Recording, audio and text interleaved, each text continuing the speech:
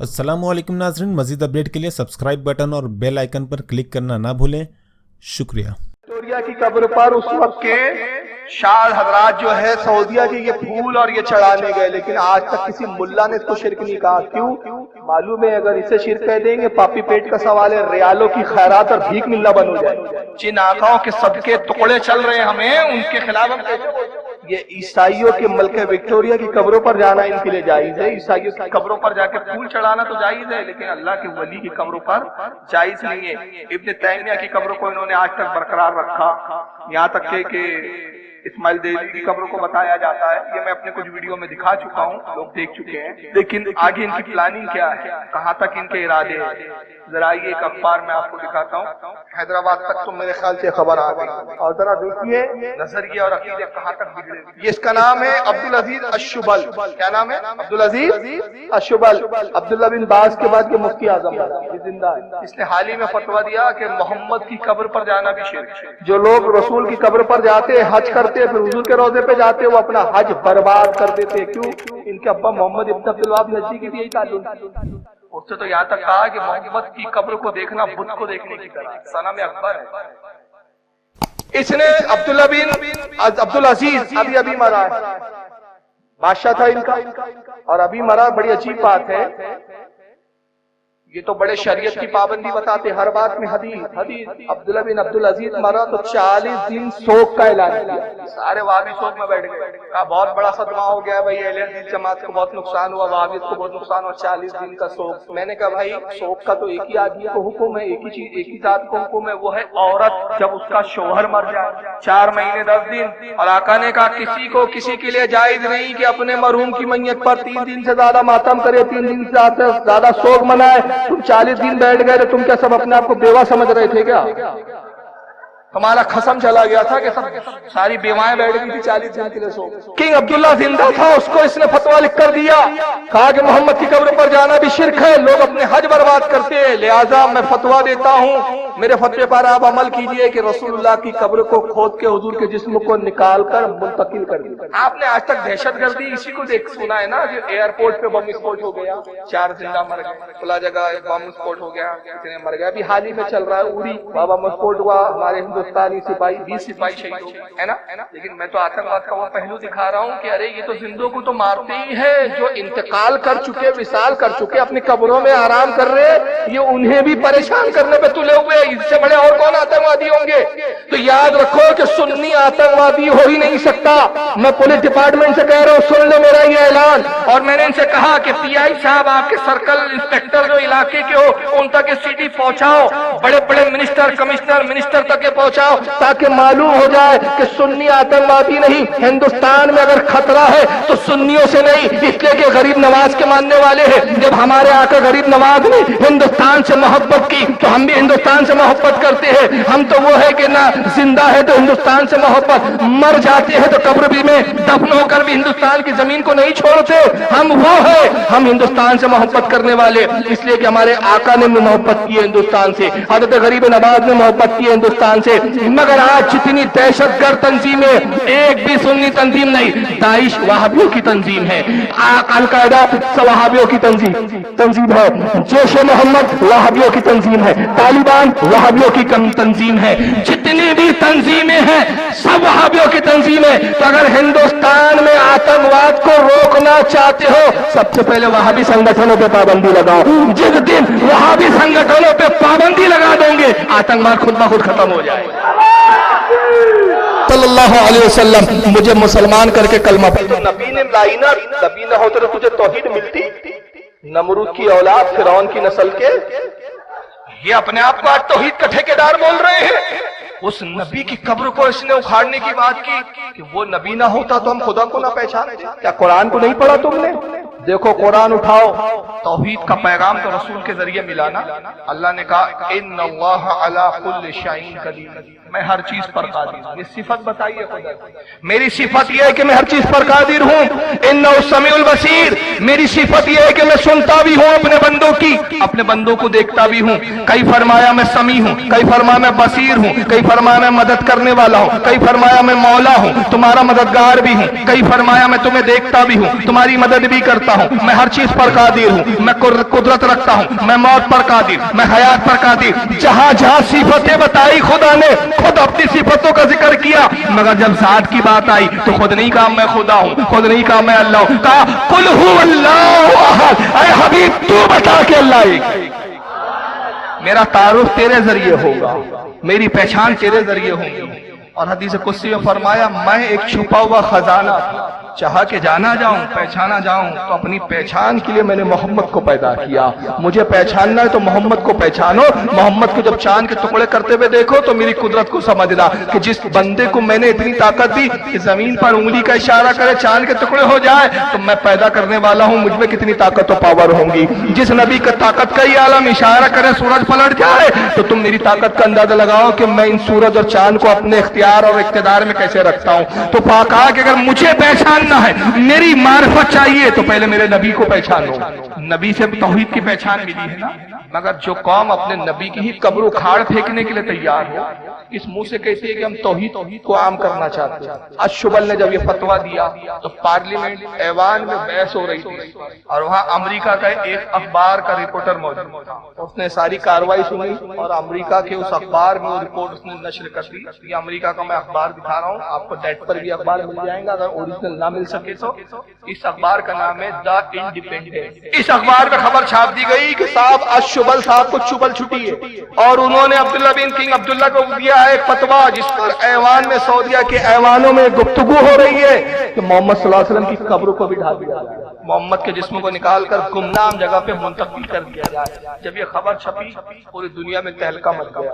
مصر میں احتجاجی جلوس شروع ہو, ترکی میں جلوس نکلے اس وقت. یہ ابھی حال کی بات بتا رہا ہوں, صرف خاموش تھے تو ہمارے ہندوستان کے مسلمانوں کو تو بیچاروں کو ہوش بھی نہیں ہوتا کیا ہو رہا ہے. اتنے بے ہوش ہوتا ہے سنی مسلمان, اس کو تو صرف نیاز کھانے کے لیے بلا لو یار, بھیڑ لگا دے گا, باقی پھر کسی کام میں نہیں آتا. ترکی میں احتجاجی جلوس, انڈونیشیا, حتیٰ کہ پاکستان میں جلوس نکلے, ایران میں جلوس نکلے. ایران کے پریسیڈنٹ نے شیعہ حکومت ہے, لیکن میں اس بات پہ ان کی تعریف کر رہا ہوں. عقیدے میں بھلے ہی ہمارا ان سے اتحاد نہ ہو سکتا, وہ اپنی جگہ لکم دینکم ولی, ہمارا دین تمہارے ساتھ, ہمارا دین. لیکن ایک بات کی تو ہم تعریف کریں, ایران کا پریسیڈنٹ سب سے پہلا پریسیڈنٹ تھا کہ اس نے اعلان کیا, اور اعلان کر کے کہا کہ سعودی حکمرانوں آگاہ ہو جاؤ, اگر یہ خبر سچی ہے کہ تم محمد صلی اللہ علیہ وسلم کی قبر کو کھود کر نبی پاک کے جسم کو نکالنے کی پلاننگ کر رہے ہو. قبر کھودنا تو بڑی بات ہے, رسول کے جسم کو نکالنا تو بڑی بات ہے. اگر آقا صلی اللہ علیہ وسلم حسین کے نانا کی قبر کی اگر ایک اینٹ کو بھی تم نے ہلایا اپنی جگہ سے, تو ایران سب سے پہلا ملک ہوگا جو تم پر حملہ کرے. سب سے پہلا ملک ایران ہوگا. پھر عراق کی آواز نکلی, ہم بھی لڑنے کے لیے. یہاں تک کہ پاکستان میں مجھے اچھے سے یاد ہے اور نیٹ پہ موجود ہے, مولانا آصف جلالی صاحب ہمارے بہت بڑے عالم ہیں, انہوں نے بڑی بڑی کانفرنسیں کی. وہ کانفرنسیں ساری نیٹوں پر موجود ہے, آپ دیکھیے.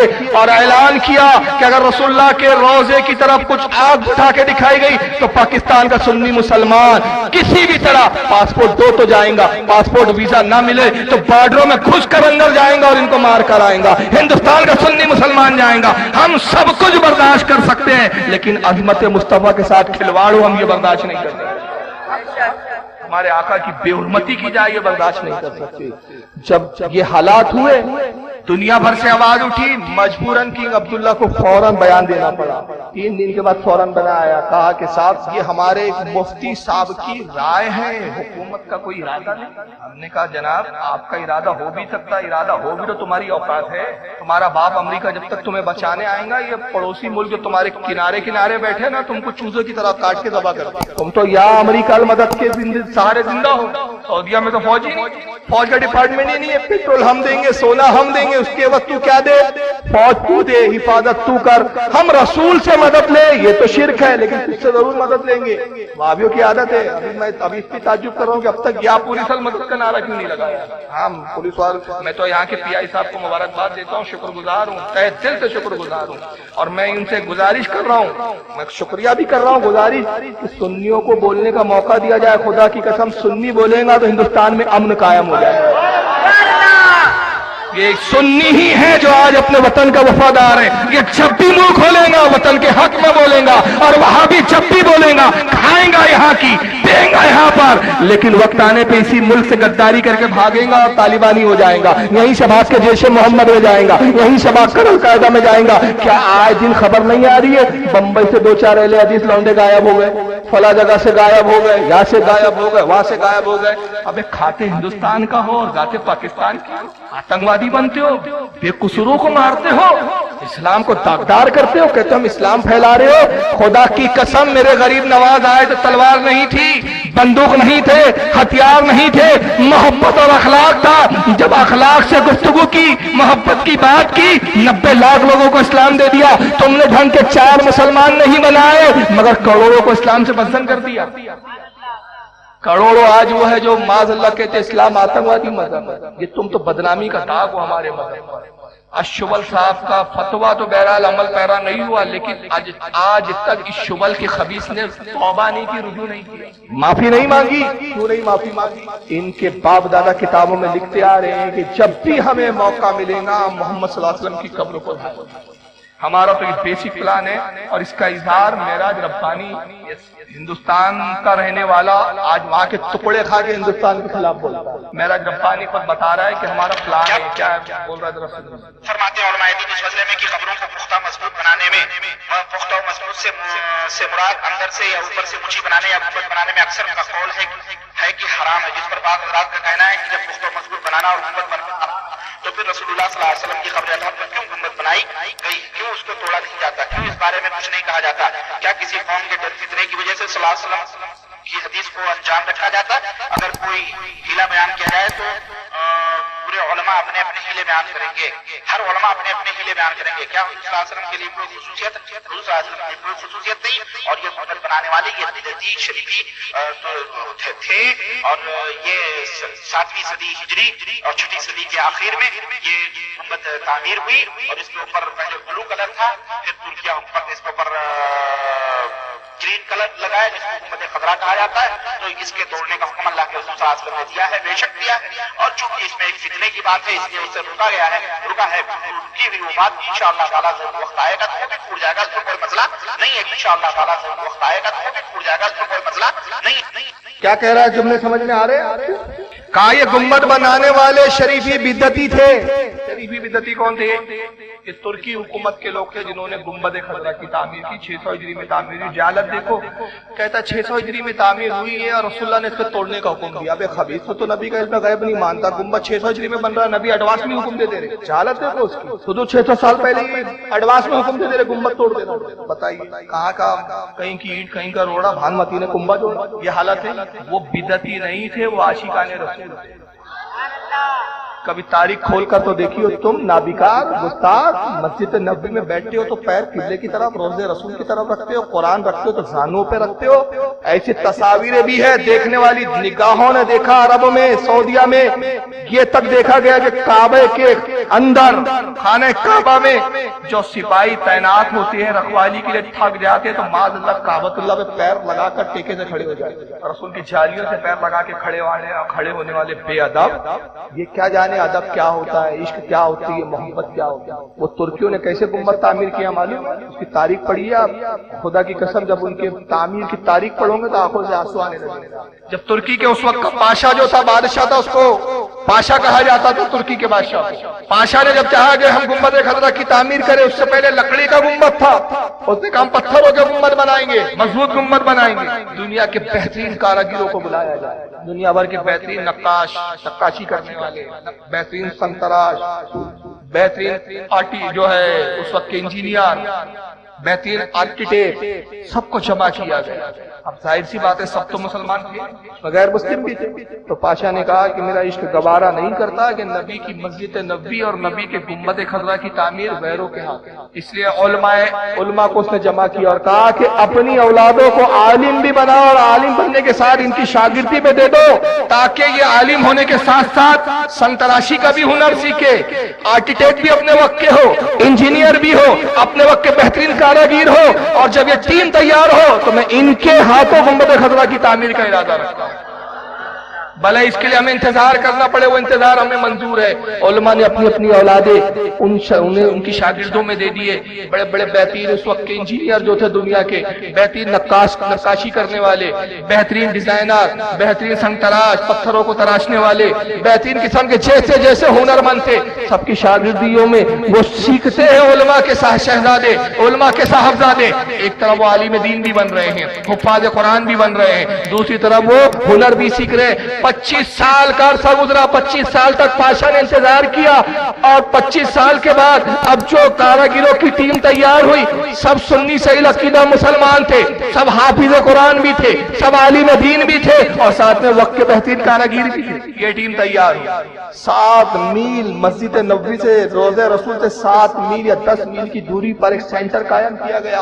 कहा कि पत्थर यहाँ तराशे जाए, रोज़े रसूल के पास नहीं, कि इस पत्थर के तराशने से जो आवाज पैदा होगी इससे भी रसूल को तकलीफ होगी।